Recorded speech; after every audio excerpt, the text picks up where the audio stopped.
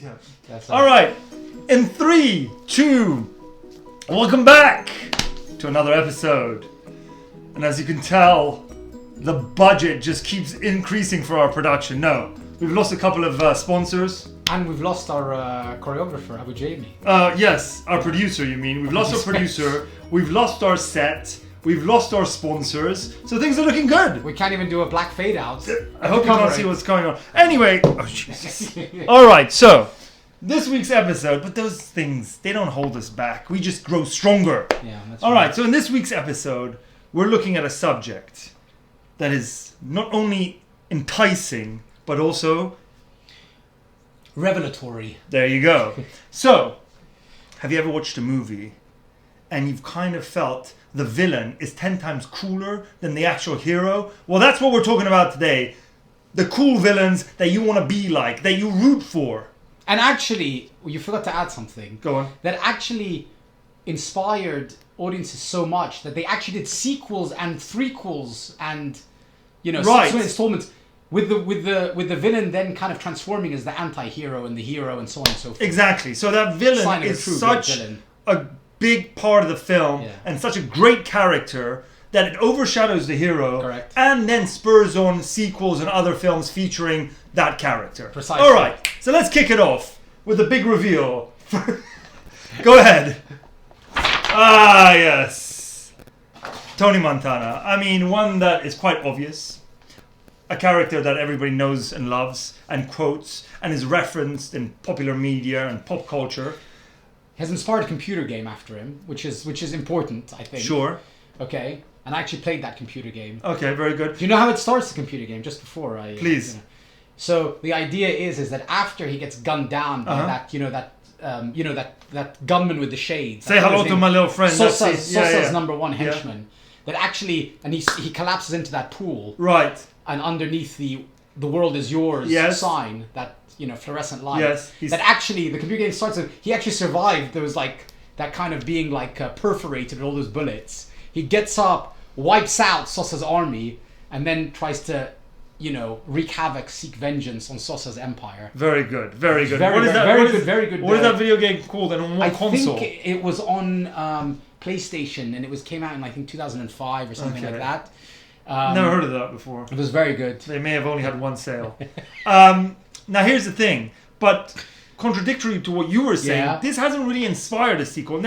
Actually, it depends. You could almost look at Carlito's Way as a sequel. No, I do anyway. And then there's so many other characters that have been inspired by him. The thing is, you couldn't have a sequel. You know why? Because he was obviously killed. Fine. Right? But he has inspired, I feel, a lot of characters. Like, who's that character played by that actor Jeffrey in the film Jesus Christ, well researched as always. The Shaft movie starring Samuel L. Jackson. Peoples Hernandez. Yes. Peoples something. Peoples Hernandez. Jeffrey Wright, exactly. Very much inspired by Tony Montana. Anyway, well, every Cubano accent now that's imitated is inspired from. Are you going to do an imitation? No. Okay. Fine. So a villain that is cool, everybody wants to be like, everybody loves.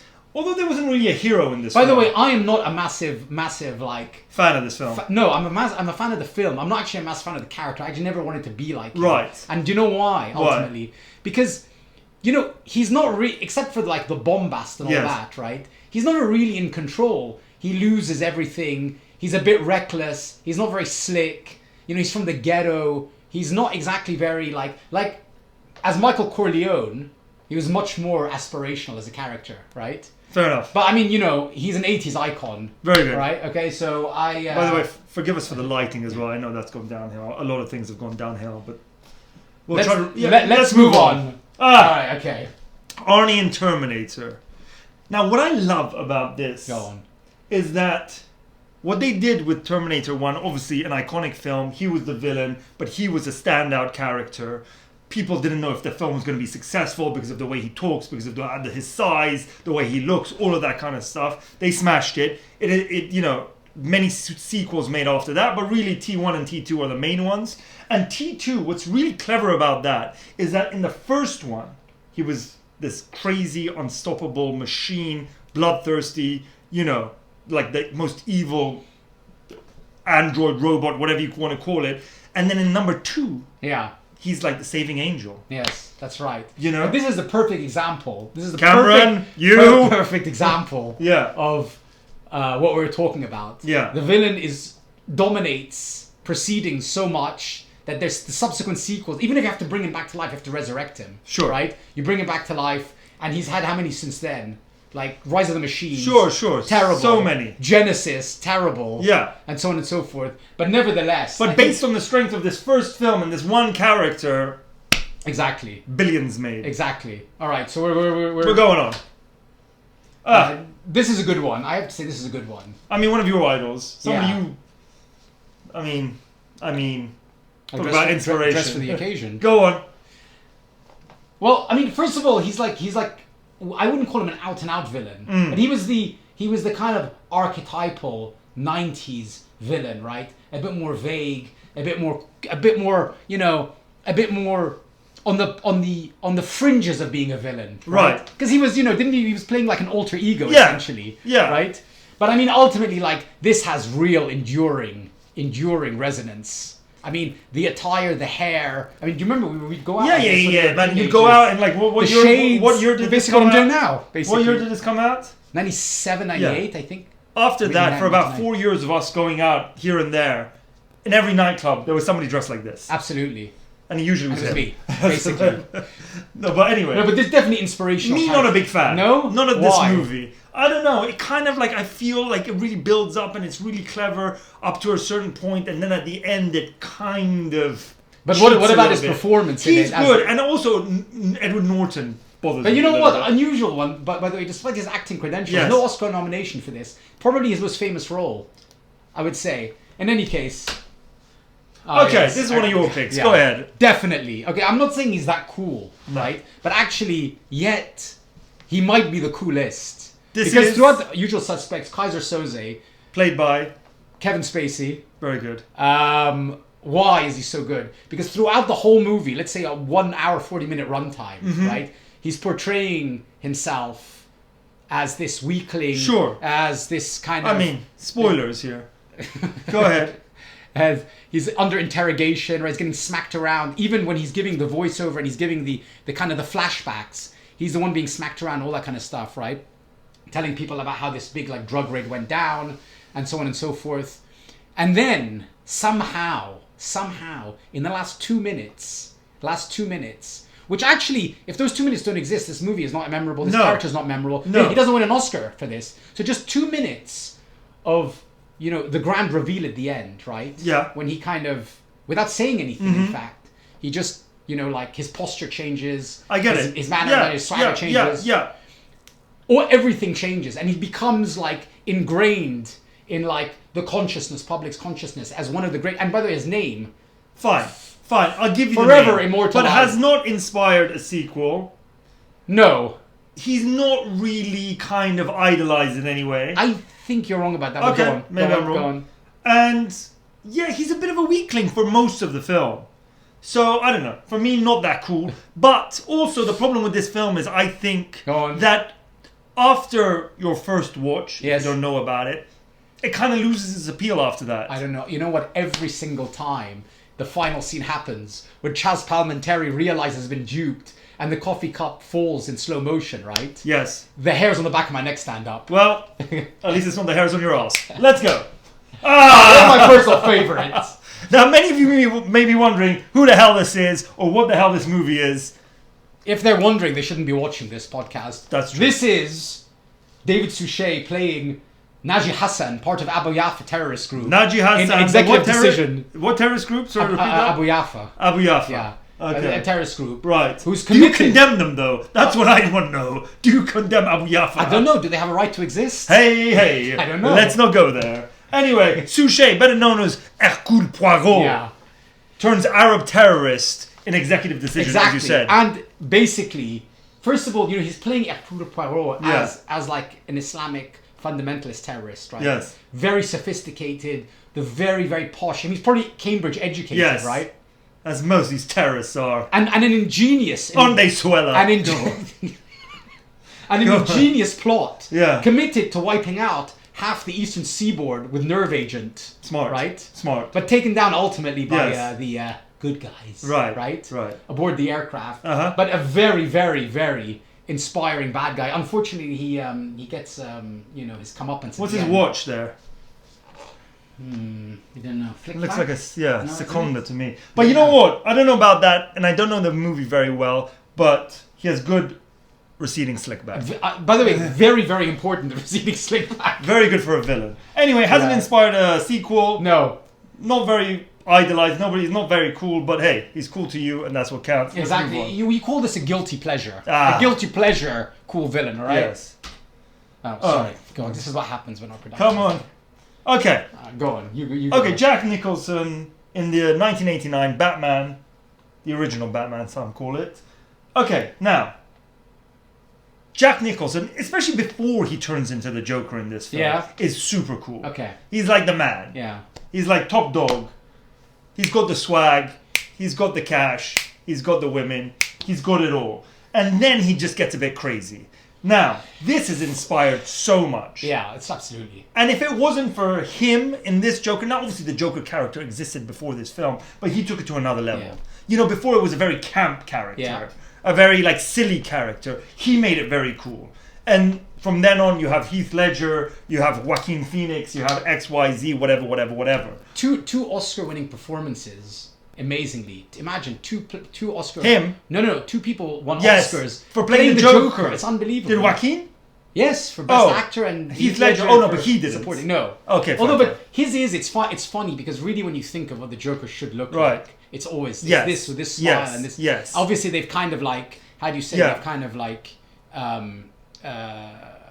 I don't know. They've tried to kind of like bastardize it in a sense. Like Right. since then, Yes, try to make it more original. Oh right, and like darker off the and wall. darker, yeah, and more introspective Right. and all those kind of things. But without him, none of those things would have existed. He made that character, which in the original TV show was a very camp, silly character, as I say. But I will also submit something else. Submit, please. Submit. He's basically just playing, not just he's actually playing himself and many a character before this, Witches of Eastwick. Sure. Right, he played the same character. The Shining. Which he's always playing Cuckoo's himself. Nest, Really. he's playing So basically, he is Jack- the Joker. He is the Joker. Let's go. I don't remember which way to turn. No. Oh damn it. Okay. Okay. One of your favorites. Okay, maybe my favorite. All right. Can you Gordon stop Gekko. looking at the screen? Look Sorry. at the camera. Michael Douglas, Oscar winner, Best Actor, 1988, Wall Street, maybe the greatest corporate baddie we've ever seen on screen. Has also inspired many a copycat. Inspired a sequel which was not good.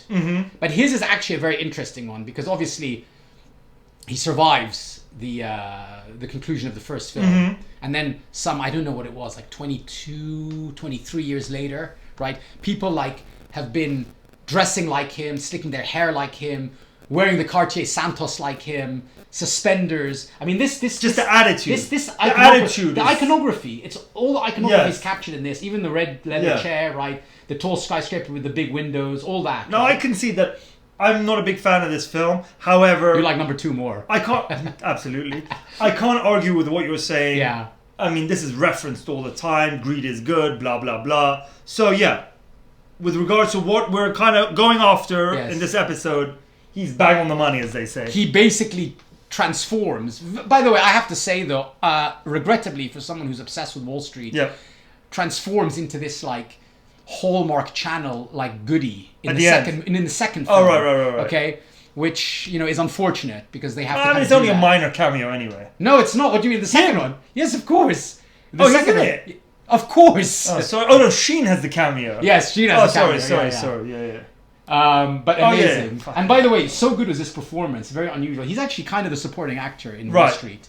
Again, but yes. Sheen is the main actor. But he actually wins best actor, not best supporting actor. That's what I'm trying to Interesting. change, right? All right, move on. Next. One of your now favorites. he is the one. If you're talking about villains that are cool, that people want to emulate, this is the definition of that. Pray tell. Hans Gruber, okay, played by Alan Rickman in Die Hard. Now, he is just so sophisticated. He's so slick. He's so smart. what he does when he changes his accent, when John McClane finds him, is just so clever. The way he carries himself. I mean, he's just got it all. Good hair. John Phillips suits. Thank you very much. As he says, rumor has it Arafat buys his there. Well, right? That's all you need to know. And also, he's basically like Gordon Gekko as a terrorist, kind of, right? He is. But this came out after that, right? A year after. Okay, fine. Also, and by the way, I have to say, you need to give him a shout out. Sheriff of Nottingham as well. Amazing performance, Prince of Thieves. I mean, Alan Rickman, you can't go wrong. Okay, what about this villain? This is the villain. You think? I think he's number one. For a lot of people, not for us. Wait and see. Did you like his? Did you like the performance played by Jeremy Irons, who played his brother in Die Hard 3, as Simon Gruber? No, I mean I didn't. I mean, basically, it's hard to top this guy. I agree. Yeah, it's true. Okay, fine. Okay. There was a time when him and I used to sit back, put in the VHS tape of Training Day, memorize his lines, and hit the town and fucking blurt out what? Where does it begin? I'm trying to even remember now. Anyway. This ain't chess, motherfucker. Anyway, he'll come to him. But Alonzo Harris, Denzel Washington, Training Day, possibly the coolest bad guy there is. Now, different to Hans Gruber, Alan Rickman in a different way, because he's not as sophisticated, but he is just like cool. Super freaking cool and scary. And like intimidating and threatening, and not somebody you want to mess with, somebody we try to be very badly. It's true, but and also, what's so good about this film? And you tell me. You remember, up until like 3/4 of the way through, despite him like doing these dastardly things all the way through, you're not quite sure is he good? If it's part of police procedure or not. Is he testing Ethan Hawke? Is he pushing him to the limits of like police procedural Is it a test? work? Is it real? Is he bad? Is he good? What was the moment where you think unmistakably he's like... you know what? I think even maybe... even towards the end, I wasn't even sure. Even towards the last 5 minutes, I wasn't sure. I'll tell you two things. It's very funny because we've watched this movie so many times, right? There's two... The most shocking scene is obviously the one where he guns down Roger. Yes. But we don't know if Roger's a good or bad. No, exactly. And so that was cold-blooded murder, right? In the eyes of Ethan Hawke. And then he manages to justify it, right? When he gives him this whole song and dance about how, like, Roger's, like, a drug dealer, getting kids hooked on crack, all that kind of stuff. And I'm still at that point thinking to myself, yeah, okay, maybe this is part of the job. And Ethan Hawke, if you remember, still thinks it's part of the job. But then what happens after that? That was the thing that gave... is when the Smiley and the Mexican boys... try and assassinate, that's when you kind of know definitively. Exactly. But that's great acting and great writing. Well, he won an Oscar. It's true. Back to the world, dog. Back to the world. That's it. That was the line I'm missing. Is this our? This could be it. This could be number one. Oh, yeah. Unfortunately, we don't have the video of this. Go on. I mean, Sharon Stone, Catherine Tremell, like the ultimate femme fatale performance, right? Yes. Right? I mean, the ultimate. And it has inspired, like, a sequel, which was terrible. Has inspired so much, has been referenced so many times. Parodies. I mean, when did this film come out? 92. 92, and still, this scene. Alright, sorry about that. Little technical difficulty. As we were saying, Sharon Stone, ladies and gentlemen. In Basic Instinct. The greatest villain, coolest villain that dominates the whole movie of all time, in our opinion. Yeah. Proceed. I mean, that's Satan. Satan on screen, by the way. If you're going to send somebody to kill, seduce, pillage, and so on and so forth, right? Like you said, wool in sheep's clothing. No. Wolf in sheep's clothing. Wolf in sheep's clothing. Wool in sheep's clothing is also... Anyway, also something this to is think a about. picture of, like... Yeah. Evil perfection at its finest. Yes. Right? Yes, absolutely. I know you're a big fan of this film. I'm a massive fan of this film. And the video cut off. We had a lot better things to say that we don't have now. But... our top one is Touché. Yeah, I mean, again, and for those who don't know... I joke. No. I'm going back. For those who don't know, okay, leader of Abu Yaffa.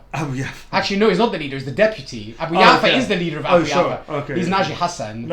And also, he goes under the pseudonym Altar, which I think means revenge. And like I said, accumulated enough nerve agent to wipe out half the eastern seaboard.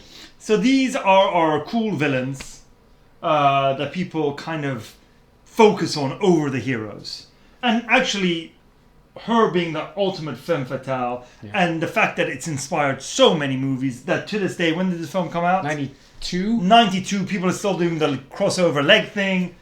And I must say one thing. Go on. What is very disappointing is that, like with Wall Street, Basic Instinct as well, okay, and with some of the Star Wars remakes that came out with so much anticipation having been built up in the public's consciousness, it's so disappointing how, with the rare exception of like Top Gun 2, for example, that all these sequels that come out, so many years later, disappoint. Cash grabs. Yeah. Cash grabs. Yeah. They're cash grabs. Yeah.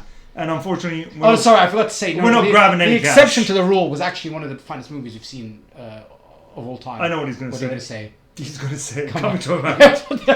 And with that, we're out. Like, subscribe, comment.